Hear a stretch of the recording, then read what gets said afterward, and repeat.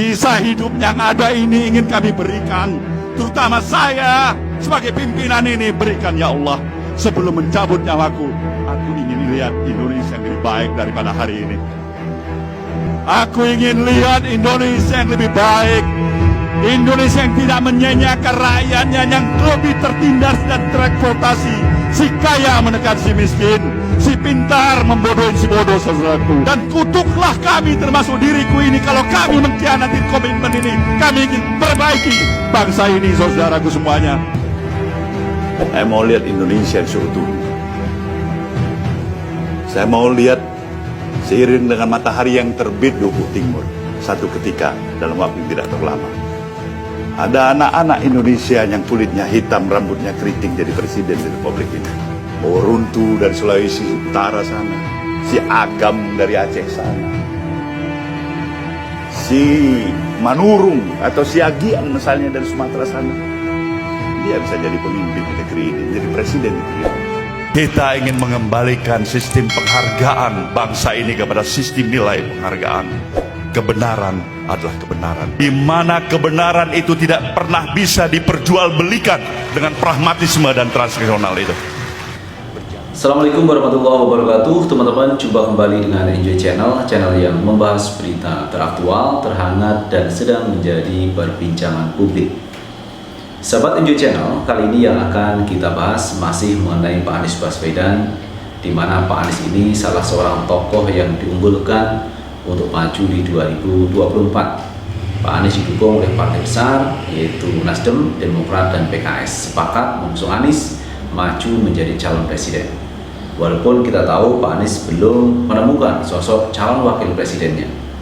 Namun demikian, kemarin Pak Surya Paloh sudah menyampaikan bahwa Cawapres Anies Baswedan ini kita menunggu Cawapres dari Ganjar maupun dari Prabowo Subianto, karena Ganjar ini sudah diusung dari PDIP untuk maju menjadi calon presiden, sedangkan Prabowo Subianto dengan partai PKB-nya ini juga mengusung Prabowo untuk menjadi calon presiden 2024. Jadi menunggu calonnya Prabowo dan calonnya dari Ganjar Pranowo. Setelah itu Surya Paloh akan membicarakan, akan menentukan, akan berembuk bersama untuk calon wakil presiden Anies Baswedan.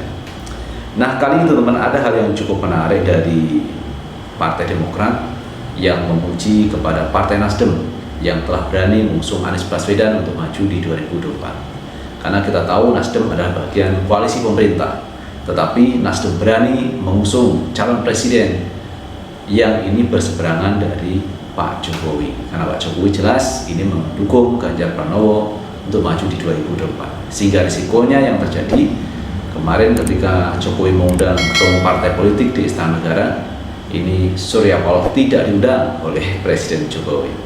Itu artinya memang sudah ada pemisah koalisi di pemerintahan Jokowi minus Partai Nasdem.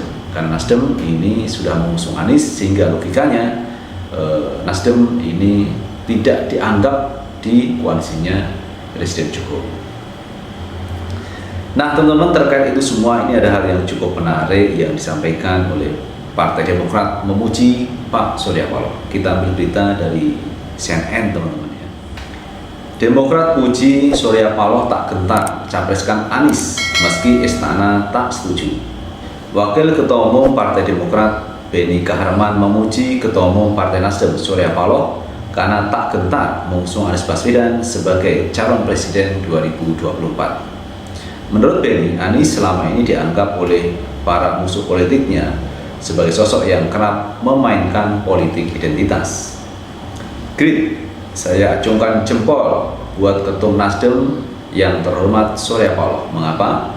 Karena Pak Surya tak gentar capreskan Anies, tokoh yang padanya kental oleh musuh-musuhnya dicap memainkan politik identitas, kata Benny dalam cuitannya Selasa 9 Mei 2023 malam. Selain itu, lanjut Benny, Surya Paloh siap mendapatkan status persona non grata di Kabinet Indonesia Maju karena mengusung Anies Baswedan.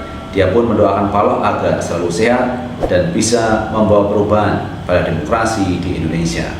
Hebatnya lagi, karena Surya Paloh siap partainya di persona non gratakan dari Kabinet hanya karena menolak permintaan istana agar Nasdem tidak capreskan Anies, ucap Benny Harman. Kita terus berdoa kepada Pak Surya sehat untuk demokrasi dan perubahan terjadi di negeri ini, imbuhnya.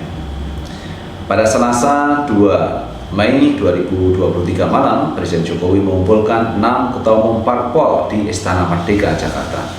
Nasdem menjadi satu-satunya parpol koalisi yang tidak diundang. Belakangan Jokowi mengatakan alasan Nasdem tak diundang karena sudah memiliki koalisi sendiri bersama PKS dan Demokrat.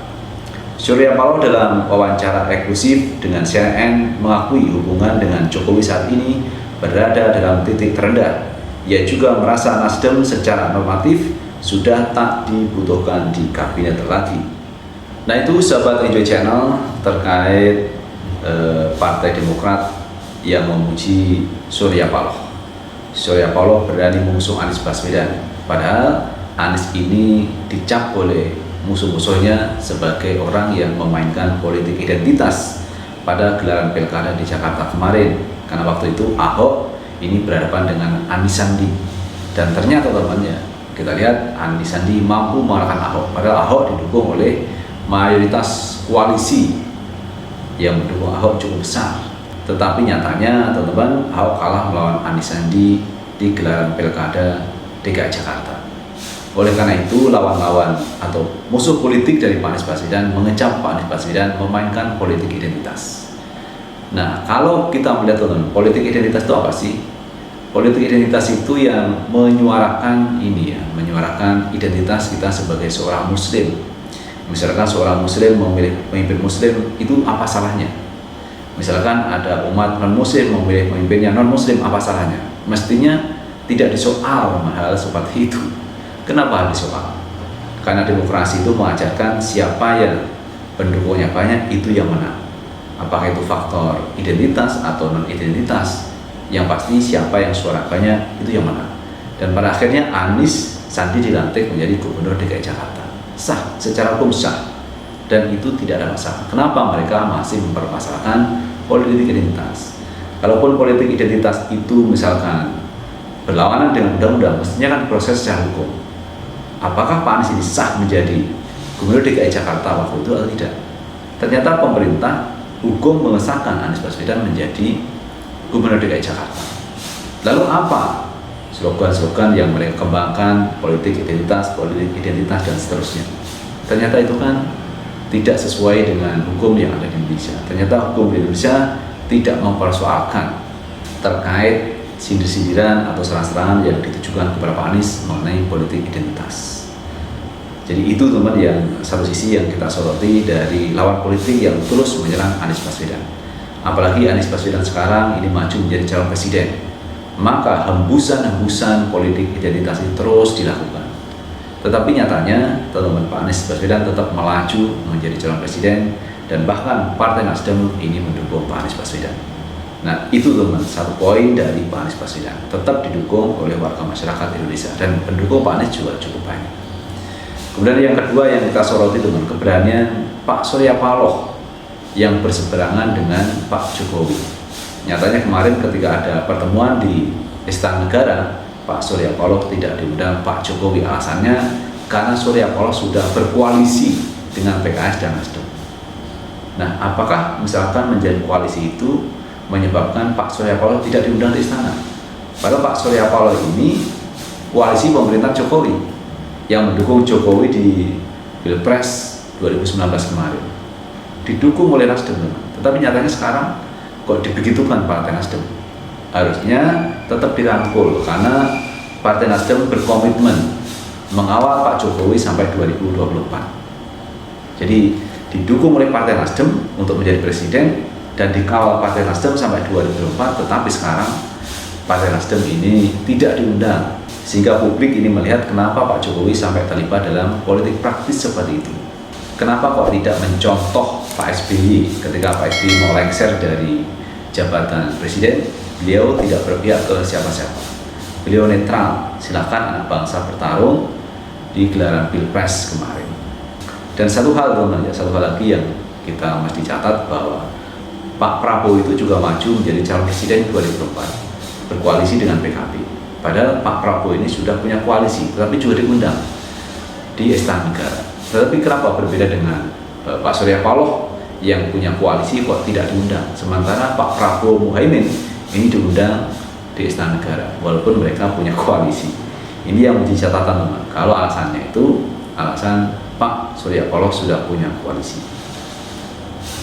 Itu sahabat MJ Channel yang bisa kita bahas, dan terima kasih sudah menonton. Jangan lupa untuk like, subscribe, share, dan komen di channel ini agar kita bisa membangun channel ini menjadi lebih baik lagi.